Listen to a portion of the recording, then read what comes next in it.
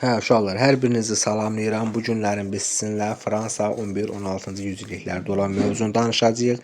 Biz dedik nə baş verdi? Artıq verdiyin müqaviləsindən sonra Frank imperiyası üç hissəyə parçalandı ki, onlardan biri də Fransa idi. Ümumiyyətcə 9-11-ci əsr Avropada feodal dağınıqlığı dövrüdür. Düzdür ki, Fransa vahid dövlət sayılsa da deyir əsasən nə idi? İri feodal mülklərinə bölünmüşdü.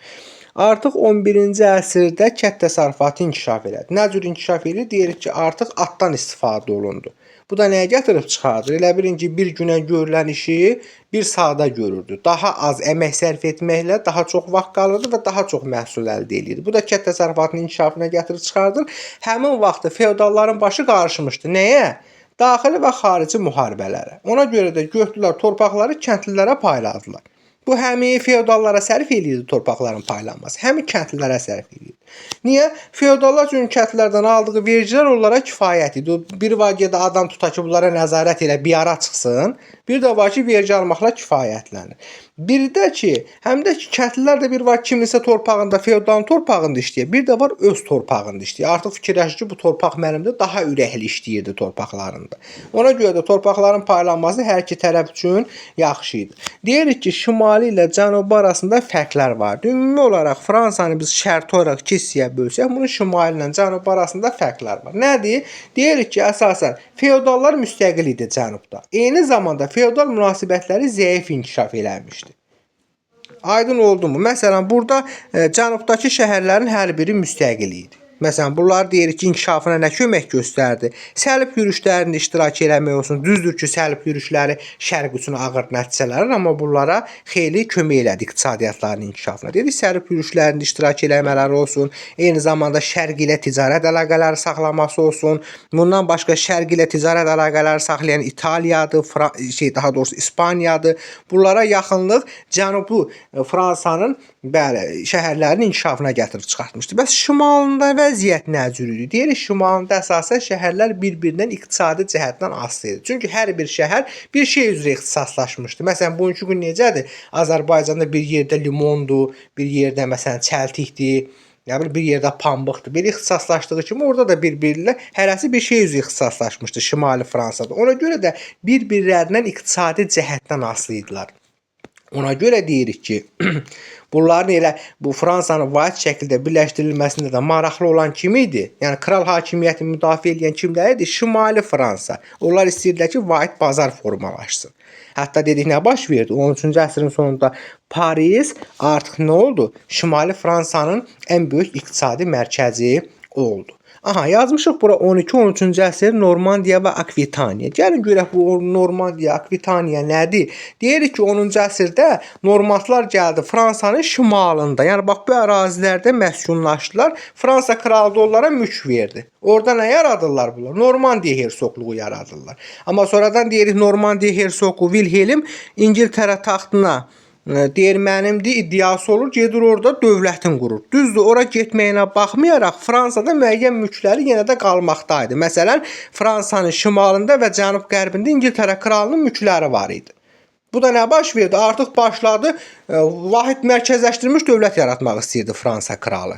Ona görə deyirik ki, 12-ci əsrin sonu, 13-cü əsrin əvvəllərində Fransanın şimalında Normandiya və Akvitaniyanı azad elədi ingilislərdən.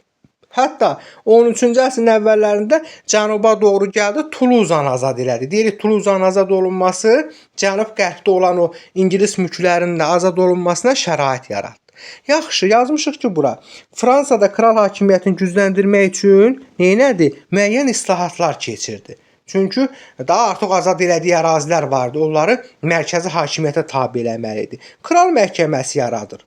Məsələn, deyək ki, bax bu bütün də mərkəzi hakimiyyətə tabe olan ərazilərdə ali məhkəmə olacaq kral hakimiyyəti. Bundan başqa mərkəzi hakimiyyətlə yerli idarəetmə orqanlarını əlaqələndirməkdən ötürü xüsusi kral müfəttişləri yaratdı.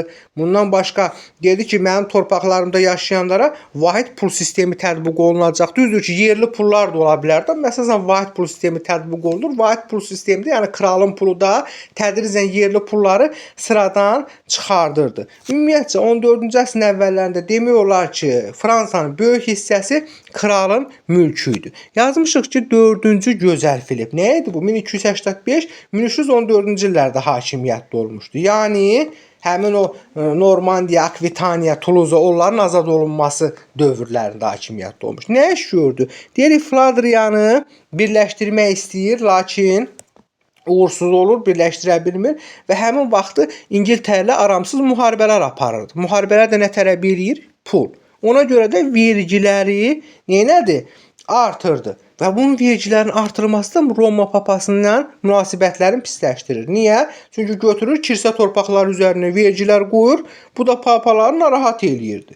Həmin vaxtı kral nə fikirləşir? Deyir, əhalinin bütün təbəqələrinin razılığını qazanmaqdan ötürü 1302-ci ildə ilk dəfə baş ştatları çağırdı. Deyir ki, 4-cü gözəl Filipin Roma papası ilə olan münaqişəsinin nəticəsi nə olur? 4-cü gözəl Filip qələbə çalır və Roma papalarını özündən asılı vəziyyətə salır.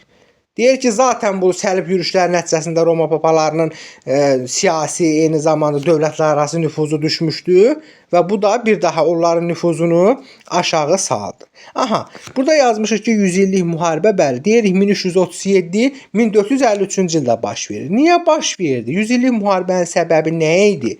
Səbəbi aydın məsələdir. Bayaq biz demədik. Bu Normandiyadır, Akvitaniyadır, Tuluzadır, eyni zamanda Fransanın cənub-qərbidir. Bunlar kim idi? İngiltərənin mülkləri idi. Fransada mərkəzləşdirilmə siyasəti aparırdı deyə İngiltərənin burada olan mülklərini azad eləyirdi. Yəni deyir ki, bura mənim torpaqlarımdır. Sənin burada niyə mülklərin olsun ki?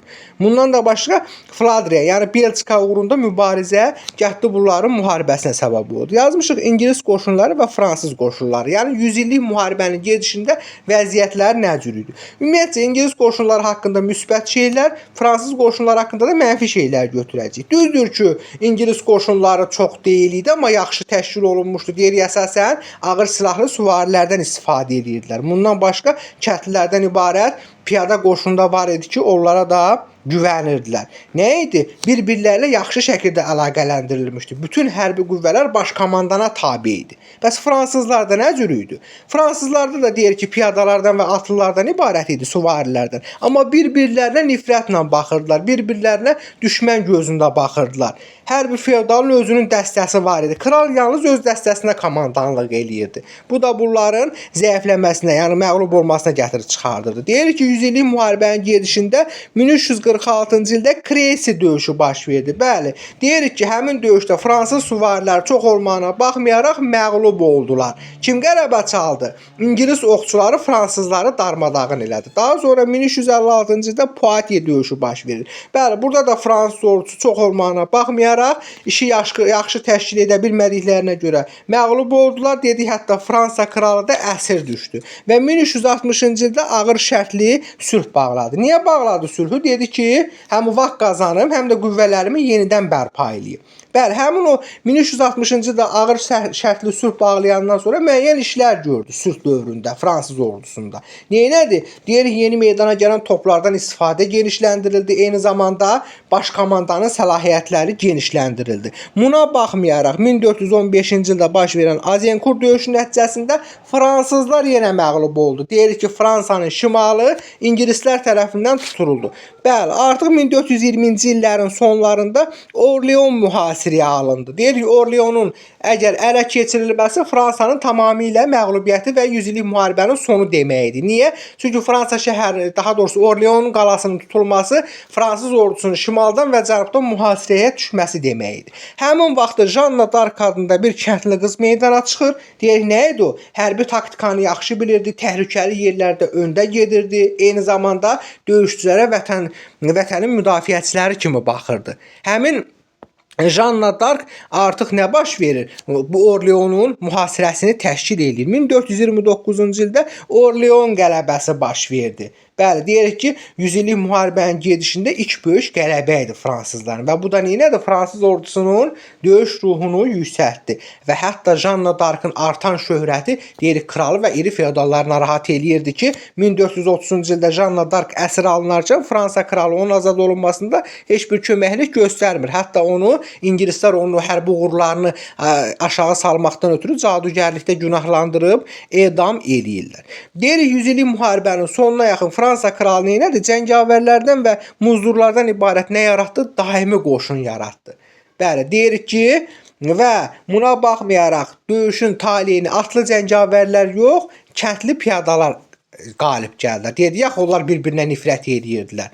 Fransız atlı cəngavərlər istəmirdilər ki, öz uğurlarını kəndli piyadalara şeyləsinlər də onun adına yazdırsınlar. Amma deyirik ki, kəndli piyadalar qalib gəldi. 1453-cü ildə sülh bağlandı. Müharibənin nəticəsi nə olur? Heç nə. Deyirik fransızlar qələbə qazanır, torpaqlarını ingilislərdən azad edirlər. Yalnız Kale limanı, bax bu ərazidədir. İşarələdim. Deyirik yalnız Kale limanı ingilislərin əlində qaldı. Ümumiyyətcə ümumi düşmənə qarşı xalqın birliyini inkişaf elətdirdi Fransada. Düzdür ki, Fransanın iqtisadiyyatı, təsərrüfatı tənəzzül uğradı. Amma nə idi? Xalqın birliyi inkişaf elədi. Bundan başqa bu ingilislər üçün də yaxşı bitmədi də. İqtisadiyyatına mənfi təsir göstərdi, xeyli işçi qüvvəsi itirdi. Müharibədə özünüz bilirsiniz ki, xərc tələb eləyən bir şeydi o dövr üçün.